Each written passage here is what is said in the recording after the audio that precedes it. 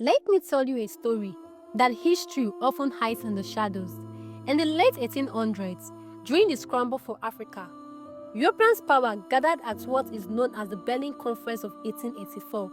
There is one of history's most shocking moments. They divided an entire continent among themselves, and one man walked away with a nation. That man was King Leopold II of Belgium, and that nation was the Congo.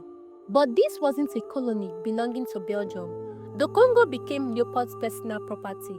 They called this the Congo Free State. But let's be honest, that state was not free at all. It was a prison, a bondage, a place where millions were enslaved, beaten and killed. And yes, they dared to call it civilization. But that was no civilization. That was brutality at its highest order. Man's darkest chapter, dressed in the language of progress. Under Leopold's rule, the Congolese people were forced to harvest rubber and ivory, the wealth that made Europe rich. Men, women, and even children were forced to meet impossible quotas, beaten if they failed. And when they didn't bring enough rubber, soldiers of the First Republic cut off their hands to prove that every bullet has been used. Hence became a form of record keeping, entire village burnt, families destroyed.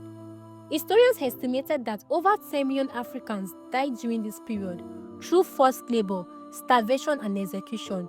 10 million's life erased in the name of greed. And yet, for years, Europeans praised Leopold as a humanitarian.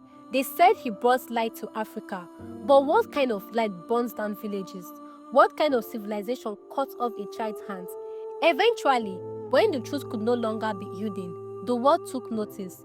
Missionaries, journalists, and activists exposed the horror. By the 1808s, Leopold was forced to hand the Congo over to the Belgian government, ending his personal reign, but the damage had already been done. And now, they tell us about humanity, about morals and civilization. But where were those morals when 10 million Africans died? Where was that humanity where hands were cut off to measure profits? Because this too is history, and history remembers.